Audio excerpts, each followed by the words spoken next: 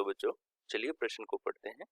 संयोजकता बंध सिद्धांत के अनुसार निम्न उपसहसंयोजक स्पीशीज में बंध की प्रकृति बताइए।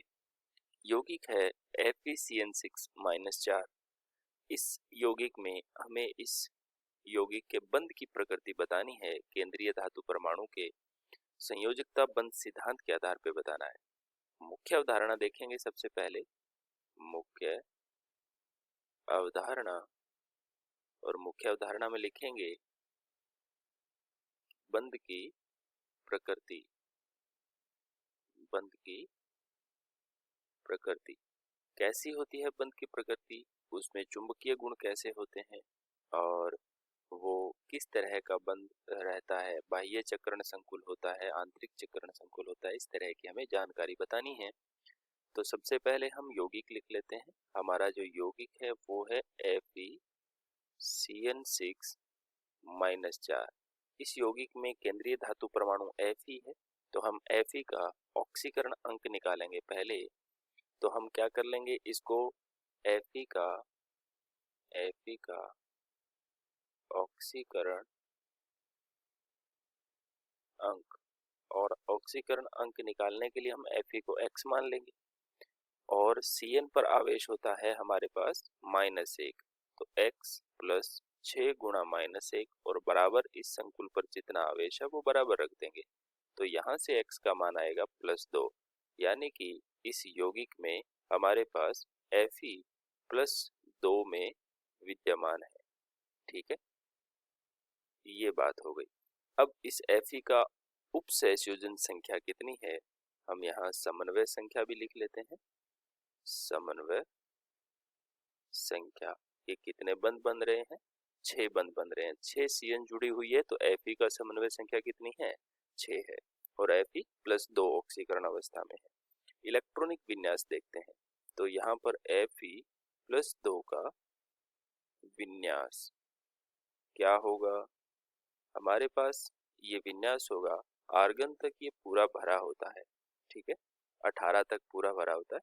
फिर 4s में से 2 इलेक्ट्रॉन निकलने के बाद में ये 4s 0 हो जाता है और 3d 6 हो जाता है। ठीक है, 3d के अंदर 6 इलेक्ट्रॉन रहते हैं। अब हमें इनका विन्यास भरना है, इलेक्ट्रॉन भरना है, तो ये हम कक्षक बना लेते हैं। तो इस तरह से 3d, ये 4s और ये हमारा 4p है। ठीक है, ये 4p है, ये 4s है और ये 3d है। अब इसमें इलेक्ट्रॉन भरने हैं, और इलेक्ट्रॉन हमारे पास 3d में 6 इलेक्ट्रॉन है, तो एक एक करके हम इन इलेक्ट्रॉनों को भरते जाएंगे और हमारे पास ये छठा इलेक्ट्रॉन युग्मन में आ जाएगा। अब जब ये संकरित कक्षक बनाएंगे, जब Cn आकर के जुड़ना चाहेगा, तो हम देखेंगे कि Cn जो है इसकी प्रकृति कैसी है। ये प्रबल क्षेत्र लिगेंड है या दुर्बल लिगेंड है? तो Cn जो होता है वो प्रबल लिगेंड होता है। कैसा लिगेंड है? प्रबल लिगेंड है। तो जैसे ही कोई प्रबल लिगेंड आकर के जुड़ता है, तो अयुग्मित इलेक्ट्रॉनों को युग्मित कर देता है। तो इलेक्ट्रॉन का युग्मन आरंभ हो जाता है, और संकरित कक्षक जो बनने वाले हैं वो कुछ ऐसे बनते हैं।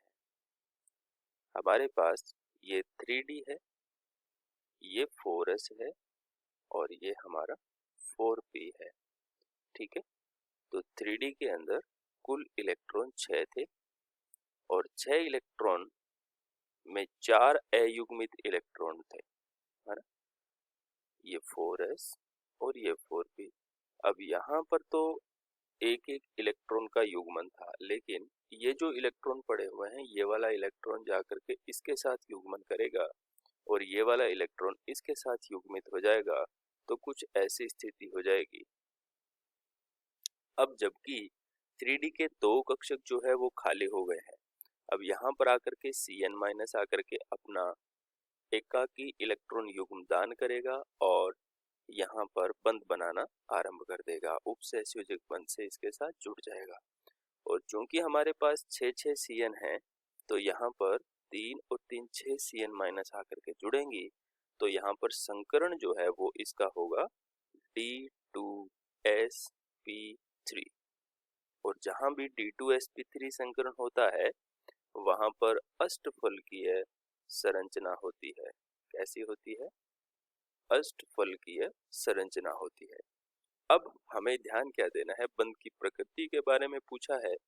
क्योंकि सारे के सारे युग्मित इलेक्ट्रॉन है जो संकरित कक्षक हमारे हैं, ये वाले जो संकरित कक्षक बने हैं उन कक्षकों में सभी युग्मित इलेक्ट्रॉन है, तो हम लिखेंगे अयुग्मित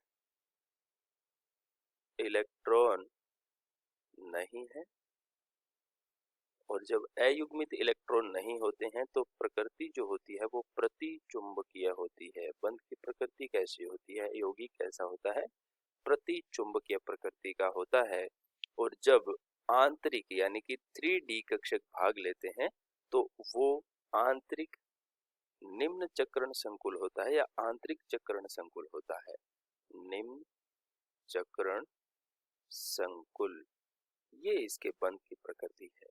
ठीक है, आकृति अष्टफलकीय होगी, संकरण D2sp3 होगा, अयुग्मित इलेक्ट्रॉन नहीं होने के कारण प्रकृति प्रतिचुंबकीय होगी और आंतरिक डी कक्षक संकरण में भाग लेने के कारण ये निम्न चक्रण संकुल होगा।